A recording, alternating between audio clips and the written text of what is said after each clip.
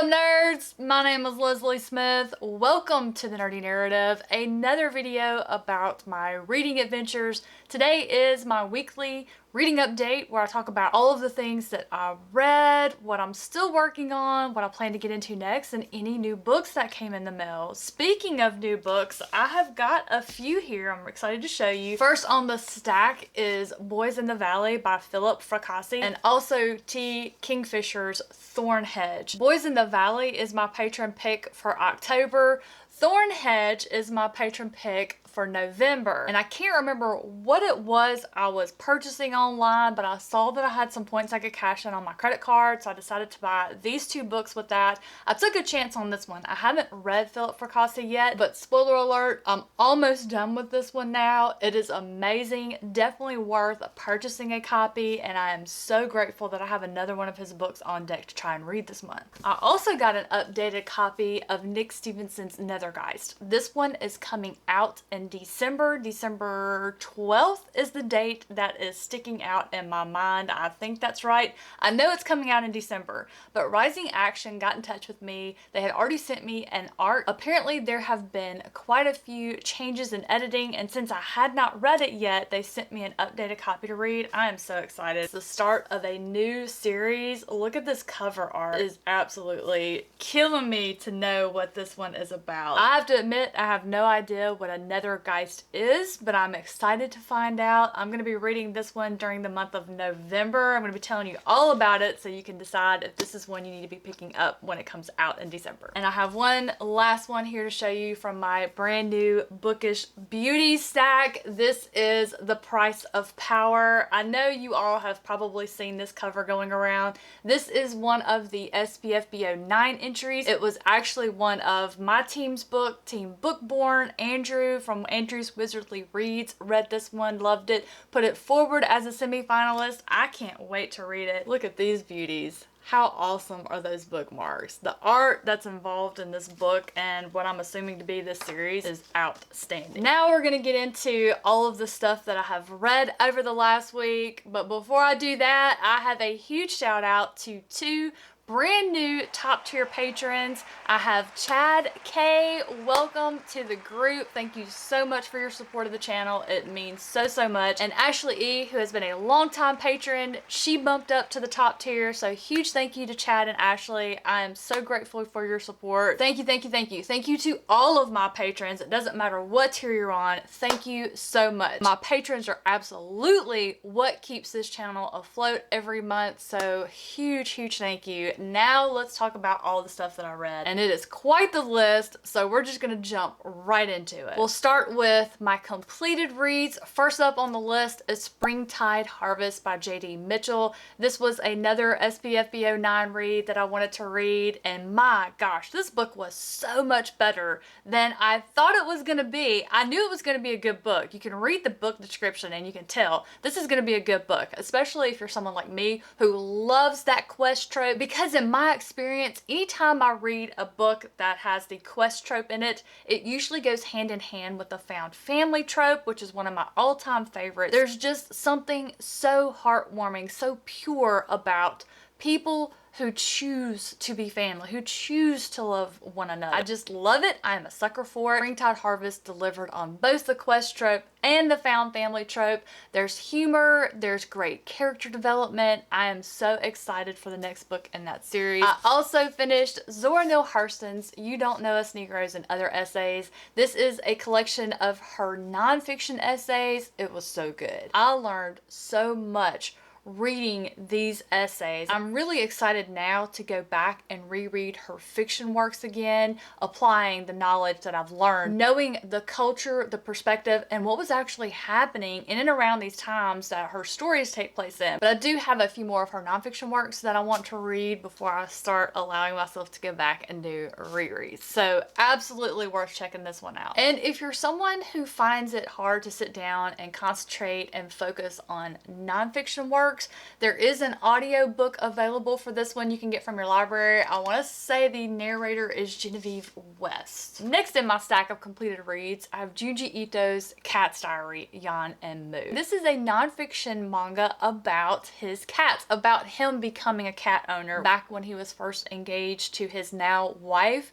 She introduces a cat into their home, their brand new home, and just how these two felines stole his heart, and he is just determined to win their affections. This was so funny. If you're a cat lover or you've ever owned a cat, you will absolutely love this manga. It may even make you cry a little bit. And even if you're not a cat lover, but you're an animal lover, you're still going to enjoy this one. Highly recommend it. A lot of you know that I have been rereading the Dresden Files and incorporating the graphic novels and short stories.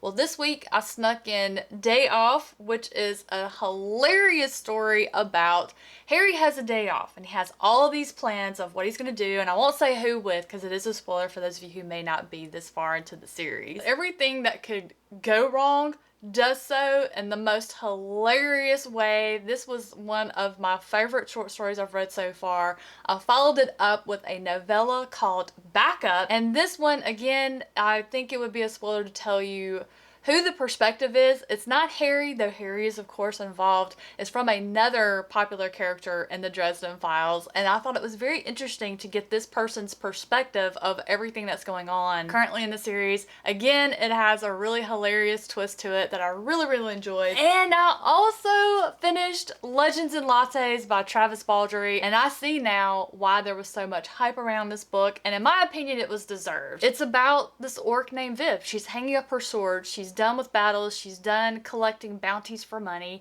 and she decides she wants to open a coffee shop. This book is literally about the slow process of her finding a location, getting it ready, and actually opening this shop. And because no one has heard of coffee where she decides to do this, it's definitely a labor of love. But it has so many heartwarming characters in it. I drank so much coffee. I ate so many cinnamon rolls. Every one of these new characters as they were introduced just reached inside my chest and stole another piece of my heart. I am so excited that I read this one when I did, because the second book in the series comes out in a couple of weeks. I'm all in. My last completed read for this week was Anne Rice's Violin. It has been so long since I've read an Anne Rice novel. I remember reading it back in college. I really enjoyed her writing style, but I forgot how beautiful it was. Just haunting, gothic. She really astonished me with what she pulled off in this one. And if you're hearing the title Violin and you're thinking, uh-oh, am I going to need to know a lot about violin, famous composers and music? While there are references made to composers and music, you'll be absolutely fine to read this and not know them. I'm familiar with a little bit of it because I've read some of Brendan Slocum's literary thrillers that have to do with violins and such. I had very limited knowledge and I got along with it just fine. I was so enraptured in the battle of wits between this woman Triana, who has just lost her husband Carl. He died from AIDS, and this was back in the early 2000s, maybe 1999, where everybody was freaking out over AIDS. They just didn't know enough about it. In addition to losing her husband, she's also lost both of her parents. Her only child, Lily, died at the age of 6 from some sort of blood cancer, and she has a missing sister who may also be dead. Triana has always blamed herself for all of these deaths. She calls herself a murderer, and losing Carl has brought all of those other memories just to the front, and she's just caught in this vicious loop of grief and guilt. And to take advantage of this is a demon, Stefan. He thrives on driving people mad, and just watching these two go at it with each other was so good. It was written so beautifully. I think I highlighted at least 1/3 of the book. It was just written absolutely beautifully. All right, now we need to get into what am I still currently working on. As I mentioned at the beginning of the video, with the book haul portion, I'm working on Boys in the Valley. I am flying through this book. I really think this is going to end up being my favorite horror book this year. I have to go back and look at my list to make sure because I do get confused since I read so much about what I read in what year. But it is one of the best religious horrors I have read. Once I posted on social media that I was reading it, a lot of people have chimed in saying how much they've loved this book, that it's a favorite book of the year, favorite book from the last couple of years. I can absolutely agree with these people speaking to how good this book is. If you love religious horror, or if you just want a scary book, this one is for you. It takes place back in the early 1900s. It's in a remote valley in Pennsylvania. There is an orphanage for boys called St. Vincent's located there.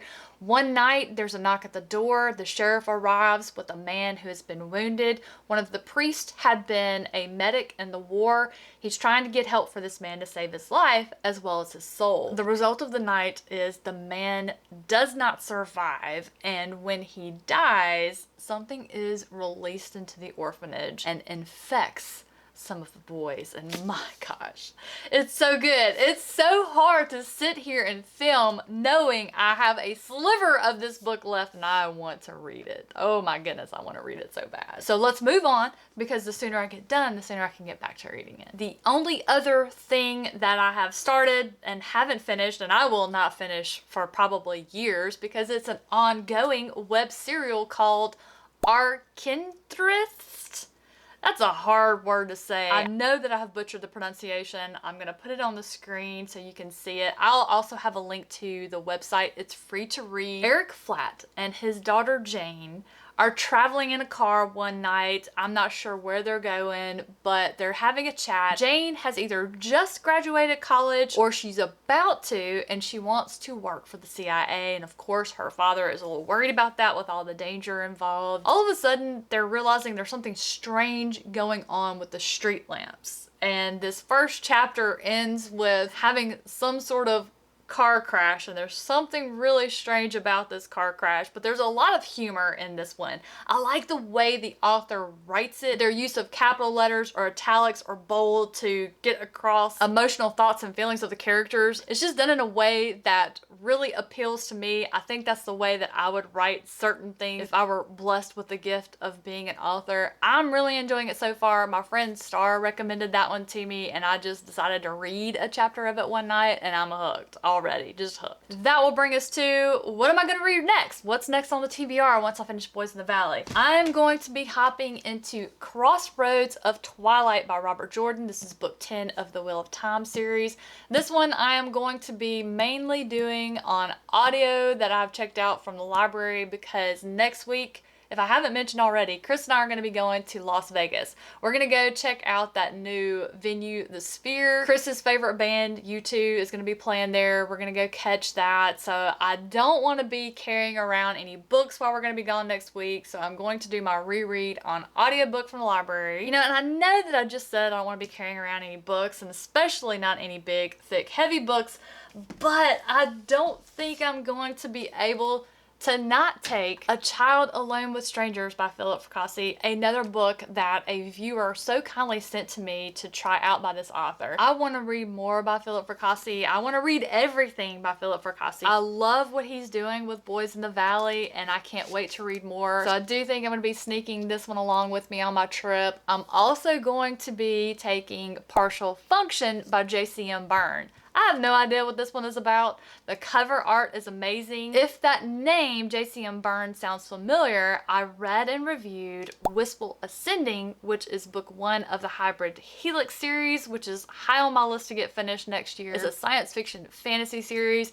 I want to say, and I could be confused, it happens daily, I want to say Partial Function is strictly fantasy. This is an arc that I want to get read before it comes out next month. I think it comes out in November, but I want to get this one read and reviewed before it comes out so that I can share that experience with you all. But that is going to do it for me. That is everything I read, all that I'm working on, and what I plan to read next. Thank you all so much for watching and spending a little bit of time with me this morning. Have a great rest of your day, a wonderful weekend, and I'll see you in the next one.